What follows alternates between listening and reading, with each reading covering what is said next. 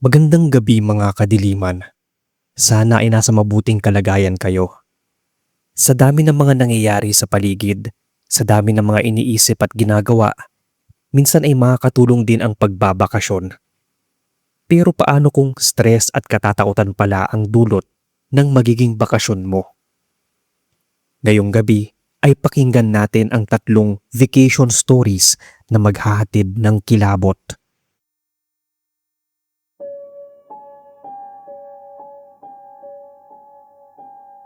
Magandang araw sa inyo, Boss Bob, at sa lahat ng mga nakikinig sa inyong channel. Wala pa man noong mga vloggers o yung mga nag-ghost hunt na yan, ay gumagala na ako sa mga lugar na sinasabing abandoned o haunted. Isa sa matagal ko ng pangarap na mapuntahan ay yung lugar na ito, isang abandonadong resort sa Zambales. Sa lahat ng kwentong narinig ko mula sa mga taga Zambales tungkol sa tinatawag nilang abandonadong resort na to, ay mas lalo lang akong nasabik na puntahan yon. Sabi nila, dati itong pinakasikat na pasyalan sa probinsya at puno ng buhay, tawanan at mga bisita tuwing bakasyon. Nang mahigit 15 taon na ang nakalipas, ay bigla na lang itong isinara ng walang anumang paliwanag. Yung mga may-ari ay biglang umalis at mula noon, walang sino man ang nangahas na manatili doon. Dala ng matinding kuryosidad at nang hilig kong puntahan ang mga lugar na nakalimutan na ng panahon, nagpa siya akong puntahan ito ng mag-isa. Dala ko yung kamera, ilang bote ng tubig, at ilaw na de baterya. Talagang bumili pa ako ng reserbang battery in case na humina ang ilaw doon. Akala ko nung una, Boss Bob, ay handa na ako sa anumang makikita ko doon. Yung mga sirang gusali, damong nagtataasan at mga bakas ng nakaraan na parang kailan lang maraming taong pumupunta doon. Hindi ko inakalang ang dadatnan ko ay napakatahimik at kinalimutan na talaga ng panahon. Parang halos paghinga ko noon ay naririnig ko, pati na yung tibok ng puso ko. Hindi ko maipaliwanag kung bakit sa dami ng napuntahan kong ganoong lugar ay doon talaga ako kinabahan ng todo. Habang papalapit, kitang-kita ko na yung dating magarang pasyalan ay nilamon na ng kalikasan. Yung dating maputi at mahikinang na pader, naging kulay abo na at puno na ng amag at baging. Yung malawak na tarangkahan, nakabuka ng pahapyaw at yung mga bakal ay kinakalawang na at tila matagal nang hindi ginagalaw. Pagtapak ko sa loob, unang sumalubong sa akin ang katahimikan. Yun bang ang bigat sa pakiramdam at parang nakakasakal? Yung para bang may nakatingin sa'yo pero hindi mo makita. Wala nga ni huni ng ibon. Walang hangin at parang walang ibang tunog kundi yung sarili kong mga yabag na kumakalusko sa mga dahon at basag na bato. Naglakad ako papunta sa pangunahing gusali kung saan naroon yung dating tanggapan at restaurant. Yung bubong ay may mga butas na at kung saan tumatagos yung liwanag ng araw. Gumagawa ng mga anino sa sahig na puno ng alikabok at mga basura. Sa dingding ay naasabit pa rin ang kupas na larawan ng resort nung ito ay maganda pa. Mga taong naangiti, lumalangoy at napipiknik. Ang nakakapangilabot ay yung mga muka sa litrato na parabang nababago ng anyo. Malabo at medyo mahirap kilalanin, na parabang kusa itong nasira sa paglipas ng panahon. Habang naglalakad ako papunta sa likuran kung saan naroon ang malaking paliguan, napansin ko ang mga bakas ng paa sa lupa. Hindi yun mga bakas ng hayop pero ng tao. May maliliit at malalaki na parabang galing at papunta sa direksyon ng pool. Napaatras ako ng konti at napaisip, papaano magkakaroon ng bakas sa mga paa kung ilang dekada na itong hindi pinupuntahan o pinapasukan ng mga tao. Nang marating ko yung pool, doon na nagsimulang pangilabutan ako. Yung tubig doon ay kulay green na at malabo, puno ng lumot at mga basurang lumulutang. Nabigla ako dahil may narinig akong mahinang tilamsik ng tubig mula sa pool. Nakita ko rin na parang may gumagalaw doon kung saan may tumatalamsik. Lumingon ako noon dahil baka may ibang tao o binato ang tubig. Pero wala. Inisip ko na baka may isda na roon o palaka o baka imahinasyon ko lang. Medyo nahilo ako dahil sa sobrang init na naramdaman. Wala man lang kasing kahangin-hangin sa lugar na yon ng ganong oras. Malapit nang magtanghalian. Aalis na sana ako noon sa harap ng pool nang biglang may tumilamsik na naman at mas malakas yon at mas malapit sa akin. Tumingin ako sa tubig at sa ilalim ng malabong tubig ay minaaninag akong gumagalaw. Napamura talaga ako noon, Boss Bob, nang makita na parang may kung anong unti-unting bumubulusok pa ilalim ng pool. Nakatihaya yon at nakaharap sa akin. Nanigas ang katawan ko at nanlambot ang mga tuhod. Halos hindi ko maihakbang sa sobrang gulat at takot na lumukob sa akin. Hindi ako matatakutin, lalo na at tinanda ko yung sarili ko sa mga nakakatakot na bagay o kababalaghan. Pero ng mga oras na yon, bigla akong nanghina at parang pinangangapusan na ng hininga. Sobrang nabigla ako noon dahil naatitik sa akin yung mukhang yon na lumutang mula sa pool. Tapos bigla yung naglaho. Alam niyo, nakita ko yung mukha niya pero hindi ko maipaliwanag o maaninag ng maayos.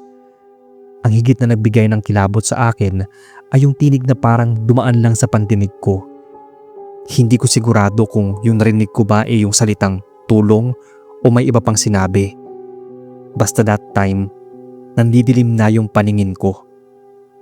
Wala sa sariling lumayo ako sa pool at naglakad pabalik sa sasakyan. Doon na nagsimulang halos gabi-gabi ay nananaginip ako na nalulunod.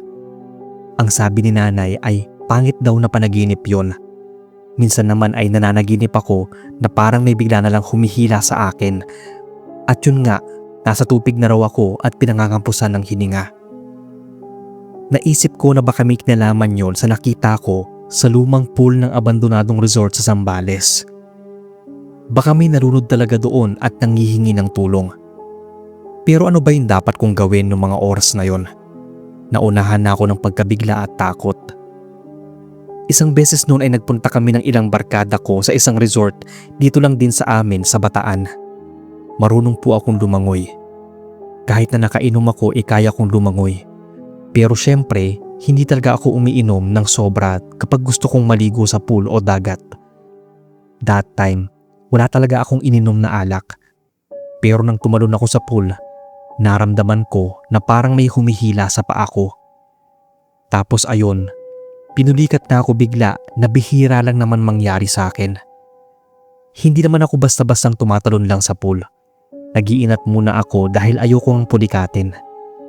Nagkakaway-kaway na ako noon. Nagpaskas sa akin yung tubig at sobrang sakit ng pulikat ko. Tapos busy yung mga barkada ko sa paghanda ng mga pagkain at inumin.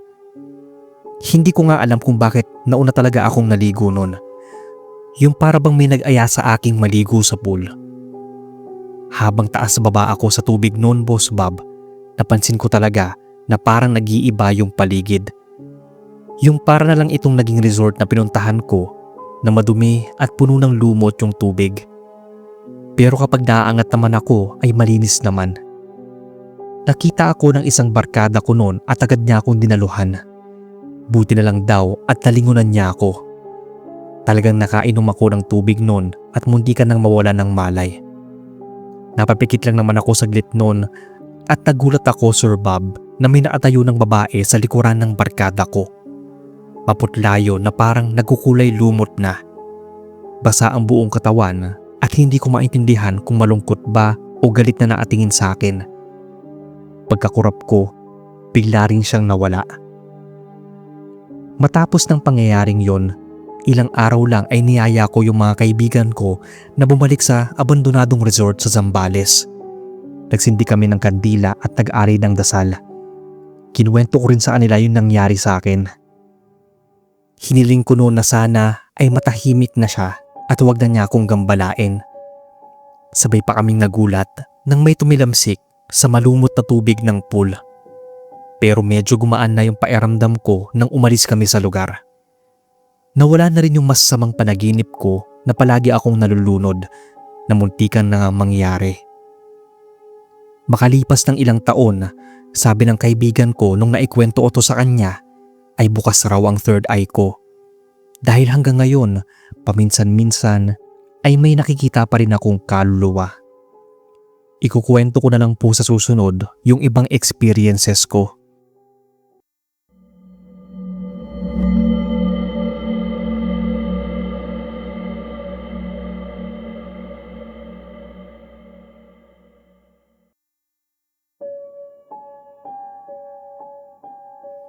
Hello po Sir Bob. Sana ay ma-narrate nyo ito at ma-feature sa inyong channel. Advance thank you na lang po. Family of 4 po kami. Nagplano kami noong May pa na magbakasyon sa Dahilayan, Bukidnon. July 5 kami pumunta doon kasi anniversary yon ni na mama at papa. At syempre bilang bata, excited na excited ako para doon. Nung July 5 na ay madaling araw pa lang, nag-impake na kami ng mga gamit namin na dadalhin. Nung umalis na kami ay nag-grocery muna kami. Habang nasa biyahe, grabe yung excitement ko. Nakaalis na kami ng Davao. At first, dun muna kami sa Seven Seas wave pool ng kuya ko na maliligo habang sina mama at papa ay tinitingnan lang kami. Nung paalis na kami doon ay malapit ng maggabi. Si mama naman ay nagpicture-picture pa. So pag alis namin doon ay gabi na. Habang nasa biyahe papunta doon sa tutulugan namin ay dumaan muna kami sa may Del Monte Factory kasi plano naming pumunta doon bukas pag uwi namin. Habang papunta doon ay nakatulog ako at yung kuya ko. Para maarating kami ng maayos ay gumamit kami ng Waze. Sabi ni mama ay magpatugtog raw kami. Kaso pag right turn namin ay creepy na yung vibes. Kasi wala nang mga sasakyan doon at ang dilim. Yung liwanag lang ay yung headlights ng aming sasakyan. Tapos yung Waze ay bumabalik-baliktad. Yung parabang hindi alam kung saan papunta. Tatahimik na sina mama at papa. Ako naman ay talagang nagising na pero hindi muna nag-ingay. Dahil feel ko na iba yung vibes doon. Tapos, binilisan na ni papa yung sasakyan. Dahil sobrang dilim at tahimik na rin. Kinikilabutan na talaga ako noon Sir Bob. Yung kuya ko naman ay tulog na tulog. Yung haba ng daan doon parang never ending nga. Tapos meron kaming naaninag na simbahan na may 3 malaking puting krus. Napa-sign of the cross ako, nag-Our Father at pumikit. Pagdilat ko ng mga mata, meron ng mga sasakyan. Tapos okay na yung Waze. Maya-maya lang ay nakarating na kami sa Dahilayan Hotel. Naatulog na sina mama at papa, pati si kuya. Pero ako, hirap dalawin ng antok. Hanggang sa hindi ko namalayan na naatulog na pala ako. Kinabukasan noon ay nag-rides muna kami at kumain. Tapos nagkwento sina mama at papa na niligaw daw kami ng engkanto. Kinilabutan ako doon sa sinabi nila. Umuwi na kami matapos yung maikli naming vacation. Tapos dumaan kami doon sa dinaanan namin nung nakaraang araw. Hindi na siya mahaba o never ending. Walang simbahan at mga krus yung nadaanan namin. Pasalamat talaga sa Diyos at nakauwi kami ng ligtas sa Davao. Salamat po Sir Bob kung inyong ma-narrate itong kwento ko. At kayo na po sana ang bahalang mag-edit kung medyo magulo. Wishing you the best.